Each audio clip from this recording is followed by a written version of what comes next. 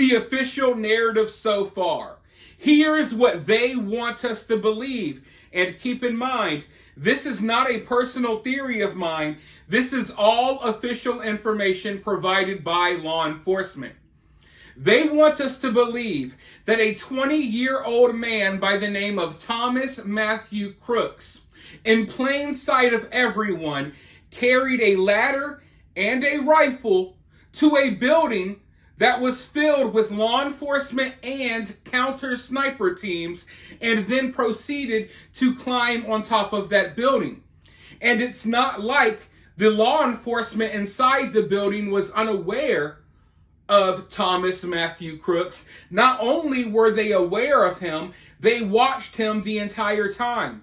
They watched him looking on top of the roof. They watched him leave and come back with supplies, a backpack, and more. But not just that.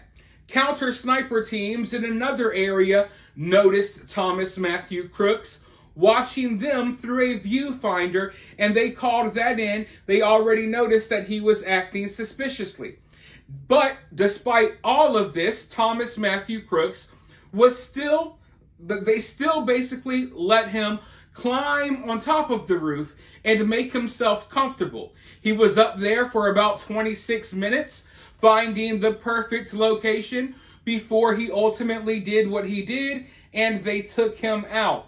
That is the official narrative so far. Now, you let me know down in the comments below if anything sounds off to you. Does that sound believable to you? But it's been a few days since this event happened, and now the smoke is clearing. The confusion, it's dying down a little bit, and we're getting to hear from a lot of people who were there. And something that's been talked about a lot on social media over the past few hours is the possibility of a second suspect, a second shooter. Now, I made a video about this last night. It's of my personal belief that Thomas was probably the only suspect. I do think that there's a bigger story here. I do think that there's something bigger going on here, but I don't have any evidence necessarily that there was a second suspect. But a lot of people who were at the rally seem to believe that there was someone on the water tower. So this story is getting weird, but now it gets even weirder because news just broke that there were some law enforcement officers working at the rally that day that weren't supposed to be at the rally that day. And I'm not going to sit here and say, there's something big here. But it's just another one of those weird little things. Let's go ahead and dive right into this article. Pittsburgh 11 Investigates has learned exclusively that 2 Pittsburgh police motorcycle officers who were injured during the shooting at former President Donald Trump's rally over the weekend have been removed from the cycle unit. I want to pause right there. It's weird because there's been a lot of talk about what happened on Saturday. There hasn't been much talk about police officers getting injured. And I've watched a lot of coverage, a lot of different interviews. I'm not saying that it hasn't been mentioned at all, but it hasn't been mentioned much. Hell, the person who lost their life, Corey, they haven't hardly talked about him, let alone the other 2 people who I believe are, I think that their condition may be getting a little bit better, but they were in critical condition. They haven't talked much about them. But apparently we have a few officers that were injured that weren't even supposed to be there, and I'm trying to figure out why they were there, but let's go forward. 2 officers have been removed from the cycle unit. That decision has sparked controversy and disagreement inside the department. Sources told Chief Investigator Rick Early that those cycle officers were asked to assist with former president's motorcade to that rally in Butler County on Saturday.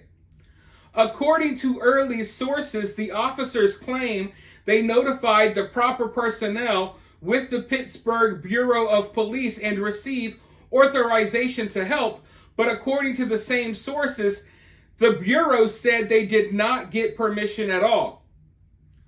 Sources say that the Pennsylvania State Police requested Pittsburgh motorcycle officers to assist with former President Trump's motorcade Saturday night from the airport to Butler County and back again.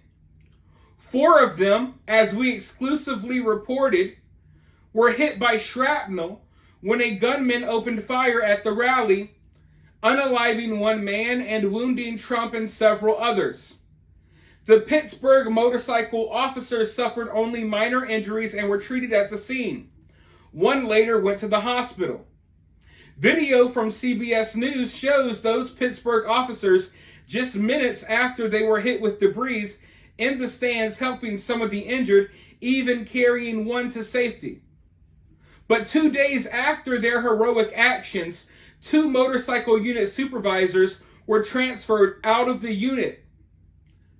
Sources say the Bureau claimed they never got permission to assist Trump at all. The motorcycle supervisors claimed they did get permission, according to other sources. And sources also say there were also concerns that some of those officers should have been available to help the First Lady's visit to Pittsburgh at the same time. Sources said cycle units from nearby universities had to be called to assist in Pittsburgh to assist the Pittsburgh police with Jill Biden's motorcade. A Pittsburgh police spokesperson sent a statement earlier today. This was an administrative decision made by the chief. Per the FOP union contract, I am unable to speak to the reasons behind the move as it involves personnel. So this information really sticks out to me. And it sticks out to me, so let's put it this way. Maybe these officers weren't doing anything shady or anything wrong. They weren't supposed to be there, but that doesn't mean they were there doing anything bad. But now that we know that stuff like this is happening, it makes you wonder, are y'all not keeping track of the people running security here?